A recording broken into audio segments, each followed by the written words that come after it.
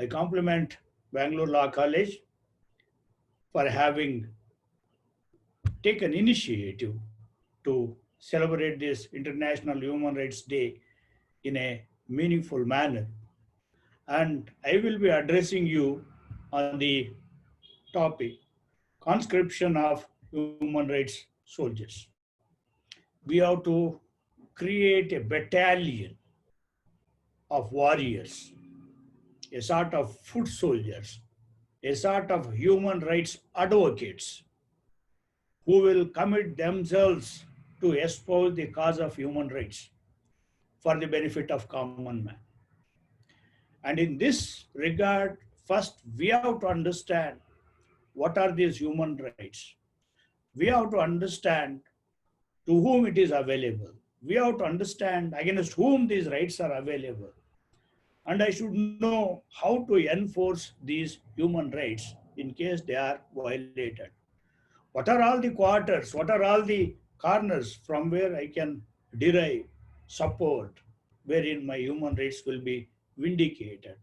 And if we, as students of law, can equip ourselves with this information, I think we will be enlisting ourselves as human rights soldiers. That's how we will get conscripted as human rights soldiers, as responsible citizens of this country. And being that elite who is educated, only around 8 to 15% of the people will have the privilege to go to university education in this country. And we have to thank our stars, we are educated to this level. Somewhere it is stated, if there are illiterates, if there are ignorant people, who are to be blamed? It is the literate and knowledgeable who are to be blamed for the ignorance of somebody else. Because we are failing in our responsibility in disseminating information about these human rights, about creating awareness about the human rights, that human rights are rampantly violated here and there. I am conscious of the fact that I am not going to give you anything new because it is in the common knowledge that these human rights guarantees are there, human rights institutions are there. But I will be speaking to you only about the methods of enforcement of human rights. If I know what is the channel available for the enforcement of my human rights, then I can sensitize, I can advise somebody to go to the appropriate authorities, thereby I can help him. As students of law, we should know what are these human rights. See, when we speak of human rights, it has a track record of tragedy. We adopted our constitution in 1949, Constitution Day we have celebrated recently. And then we have Republic Day, when the whole of the Constitution came into force, January 26, 1950. And then we get the Protection of Human Rights Act in 1993. This is a very pathetic story. Why did we wait from 1950 to 1993 to enact a law for the purpose of protection of human rights? But always that saying is there, better late than never. We have an exclusive act for the purpose of protection of human rights. We have to understand what are the various channels of enforcement that are available. Under the Protection of Human Rights Act, there is a definition. The definition goes like this: all those rights relating to life, liberty, equality, and dignity of the individual, guaranteed by the Constitution, are embodied in the international conventions, covenants, and enforceable by courts in India are human rights. So we have to understand that all rights of the individuals relating to four aspects: life, liberty, equality, and dignity. Rights relating to life, liberty, equality, and dignity of the individual, guaranteed by the Constitution of India, are embodied in international covenants and enforceable by courts in India are defined as human rights. Okay, these rights relating to life, liberty, equality, and dignity, against whom we have to claim these rights? We have to understand that these are the rights that can be claimed against the state, not against private individuals. These rights are limitations on the powers of the state. Why such protection to these rights against the state? Because state power is mighty power. If the state power tramples upon the rights and liberty of the individuals, where he should get protection from? If the protector becomes predator,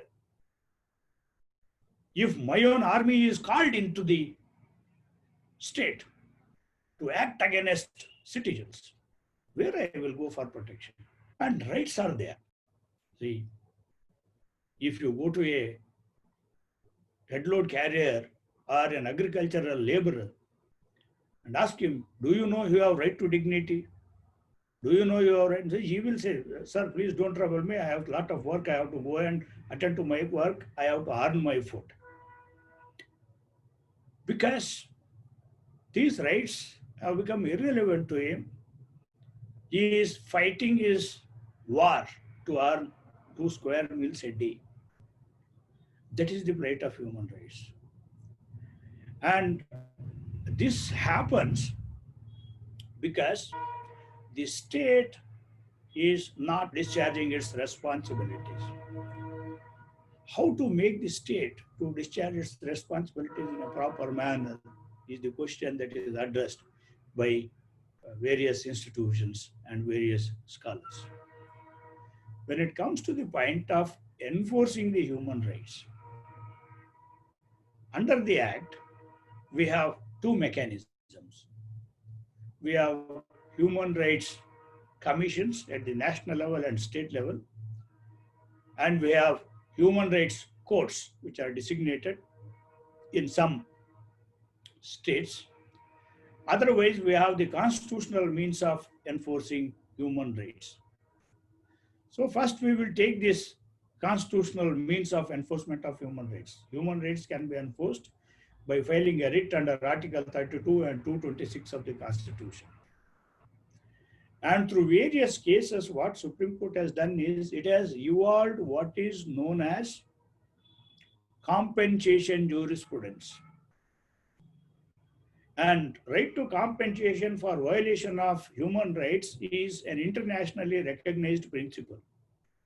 When damage is done in such a manner that it cannot be reversed, that is, in cases of irreversible damage,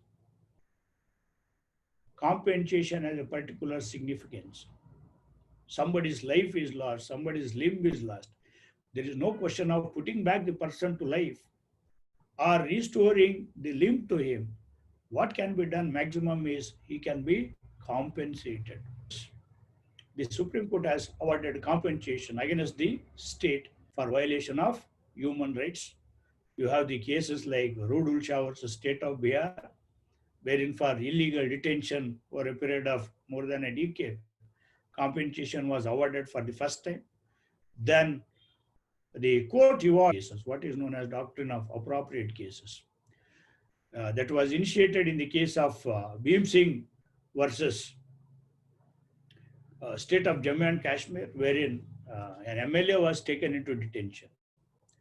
Then ultimately in the case of MC Mehta versus Union of India, they crystallized this principle as to what are these appropriate cases in which the court will award compensation. And it stated, whenever the infringement of rights is gross, patent, explicitly glaring, and if it is of such a magnitude that it shocks the conscience of the court, in such situations, the court will award compensation to the aggrieved. So that is the doctrine of appropriate cases. Wherever the infringement of rights is gross, patent, ex facie glaring, and if it is of such a magnitude as to shock the conscience of the court will award compensation to the victim of violation of those rights. See, these are very peculiar cases. See, if you take the case of Neelabati Behera versus Orissa, a small boy of 12, 13 years was taken into custody. Next day, the boy's dead body was found on the railway track. The police story was that the boy was taken for questioning. He was in the lockup. He wanted to attend to the nature's call and he was allowed to go around the corner of the police station with the hands being tied. And after navigating that corner, the boy chewed the rope, liberated himself, ran away, and committed suicide on the railway track. This was the police story. And the judge was very cautious when these material objects were produced. When he looked into them, he made out that the two pieces of ropes that were produced before the court were pieces of different ropes and not the same rope, which, as they claimed, was chewed by the boy and liberated himself. So it was a clear case of custodial death, and compensation was awarded in that case. And in that case, the doctrine of strict liability was also brought in, wherein they said the doctrine of sovereign immunity will not be available for cases of violation of uh, human rights, cases involving constitutional torts. State of AP versus Challa Ramakrishna Reddy is another grave case. Here, the person was in the prison. He was in the prison and his rivals were strong. It was a feudal rivalry. Then he said there is threat to his life in the prison because he felt the prison is not a high security prison, it is a weak prison. He wrote to the Inspector General prisons also saying that he should be moved to an appropriate prison wherein he will be safe. Otherwise, he will be attacked and killed. But nothing was done. One day, the rival gang came. It bombed the main door of the prison, walked in, and made out where this person is and chopped him to pieces. So that was a case of blatant violation wherein the state failed to protect the life of the person who was in its custody. So like that, whenever the human rights are violated, the in appropriate cases, the courts have awarded compensation. The second important method of enforcement of human rights is as provided under the Protection of Human Rights Act, 1993. We have a National Human Rights Commission and a State Human Rights Commission. And these commissions under Section 12 have power to inquire suo motu on their own or on a petition presented to it by a victim or any person on behalf of the victim or on the direction or order of any court into a complaint of violation of human rights or abatement of violation of human rights or negligence in prevention of violation of human rights by a public servant. You have to underline this word, by a public servant. So State Human Rights Commission and National Human Rights Commission will investigate into the violation of human rights, abatement of violation of human rights, negligence in prevention of violation of human rights. And they can do it suo motu on their own or on an application presented to it by the victim or any person on behalf of the victim or at the direction of the court. The Human Rights Commission will investigate into the violation of human rights. And if that inquiry reveals that human rights are in fact violated, or there is abatement of violation of human rights, or there is negligence in preventing the violation of human rights by a public servant, under Section 18, it may recommend to the concerned government or the authority, underline this word, recommend. So National Human Rights Commission and State Human Rights Commission are recommendatory bodies. They cannot pass judgments. They cannot pass orders. They are recommendatory bodies. What they can recommend? They can recommend to the appropriate authority of the government to make payment of compensation or damages to the complainant or the victim or the members of his family as the commission deems fit. It may recommend the initiation of prosecution against the concerned violator. It may recommend to the government to take such other measures as it deems fit. It may approach either the Supreme Court or High Court. As a Human Rights Commission, on behalf of the victim, it can go to the court also. It can go to the court also, taking the cudgels on behalf of the victim and fight a litigation for him.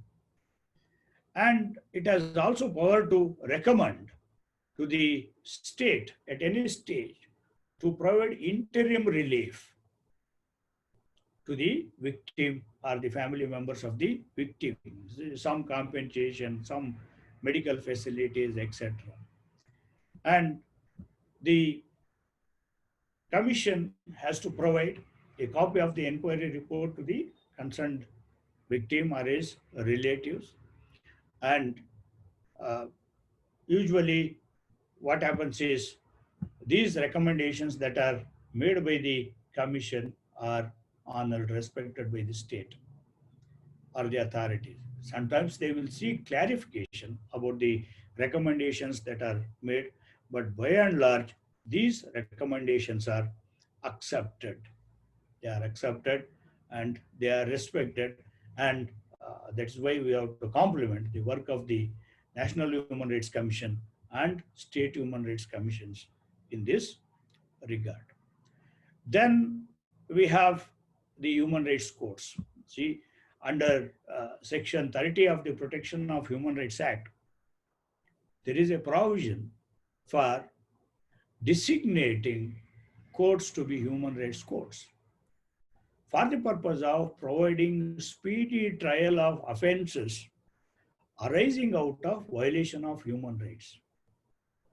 To provide for the speedy trial of offenses arising out of violation of human rights, the state government may, with the concurrence of the Chief Justice of the state, specify Sessions Court to be a human rights court. So you remember, the Act is of 1993. Till Karnataka designated the Principal District Judges Court as Human Rights Court, no other state in India had done this. Karnataka is the first state to designate Principal Sessions Court or any other session court as Human Rights Court. This was done in 2004 for the purpose of providing for speedy trial of offenses involving violation of human rights. And as people belonging to Karnataka, we should be proud of the fact that this is the first state to establish human rights courts, and it notified Karnataka State Human Rights Courts rules in 2006. And under these rules, as per these rules, in somewhere in 2014 or 2015, people who had committed violation of human rights were brought to justice, and the first judgment came from the court in Bagalkot.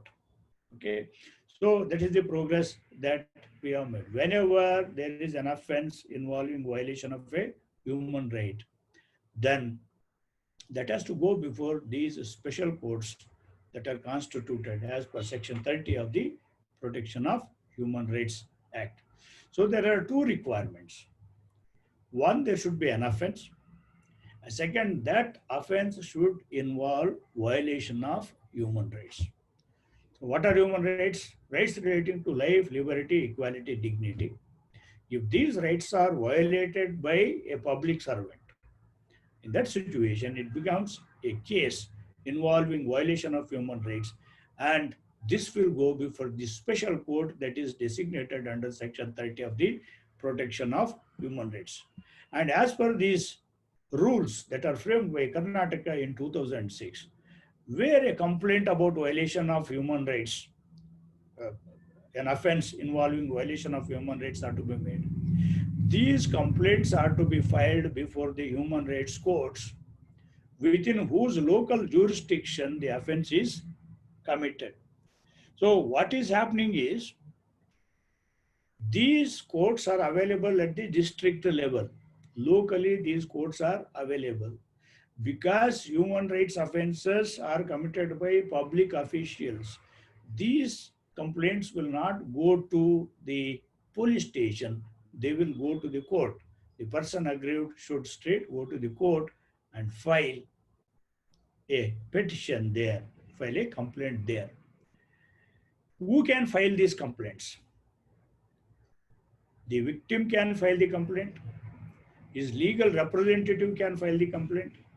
A registered non-governmental organization can file a complaint, or any public person, public activist can file a complaint.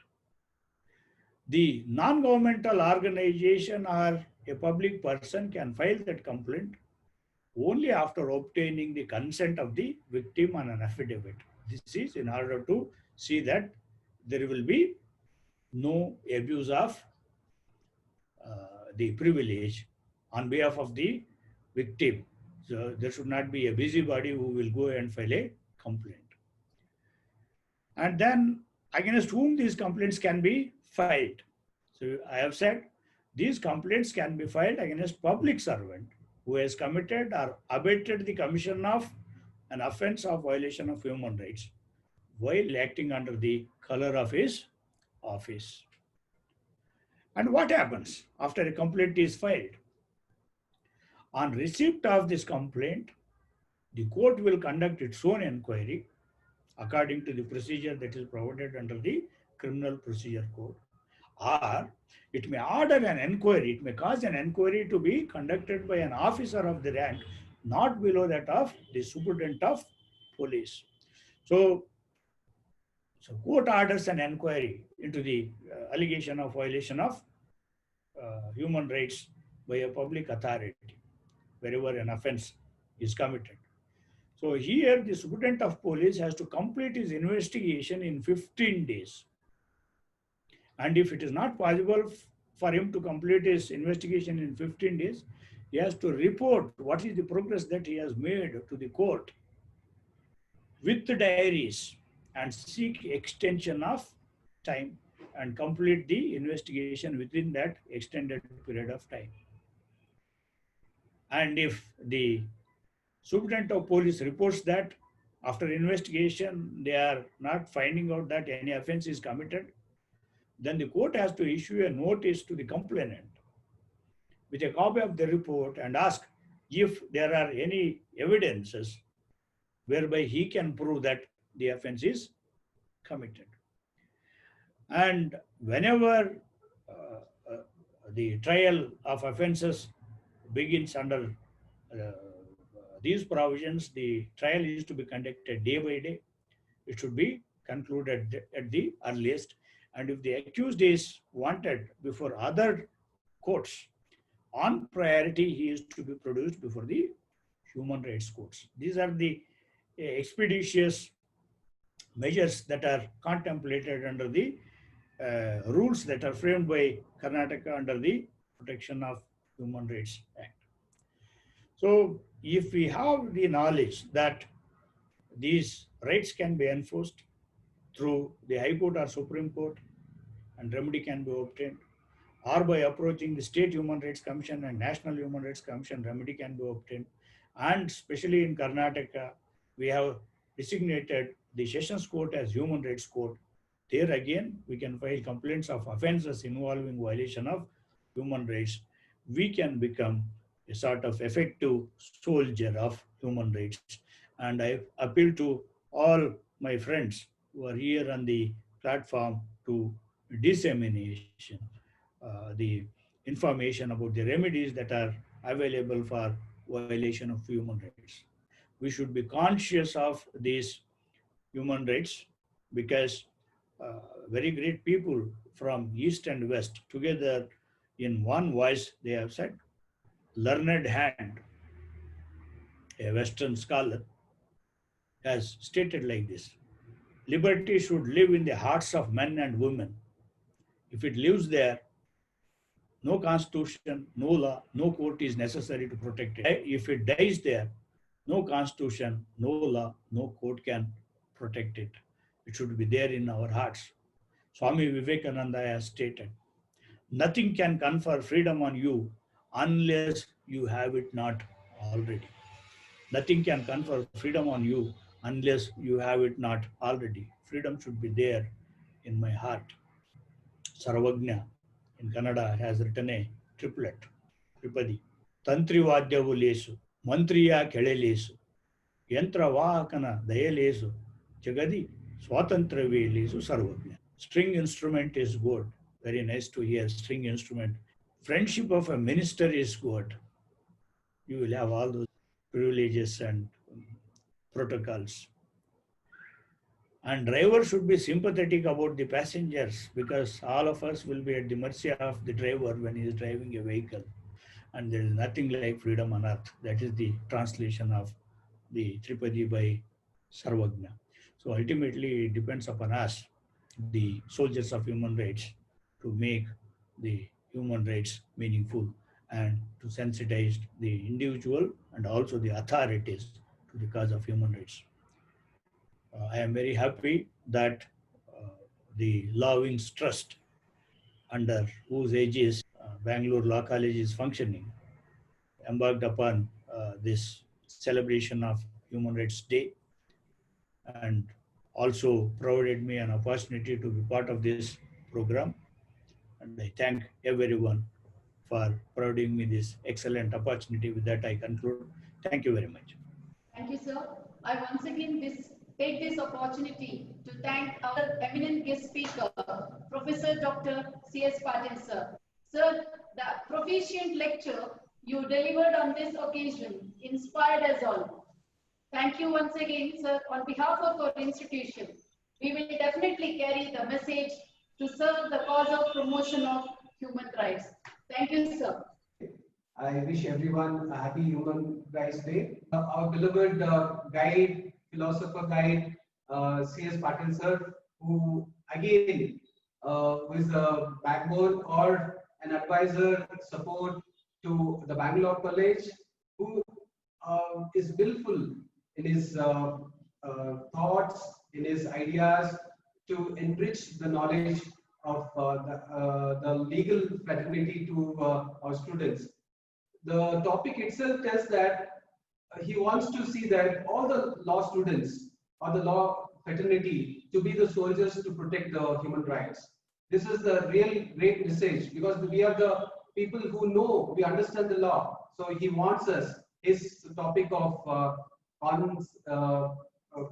conscription of human rights soldiers. So I thank sir for being part of our human rights webinar, and was really touched all our hearts. Surely, sir, I think all our students and all our faculty members, maybe who has heard your scintillating speech, would be the warriors, the soldiers of human rights.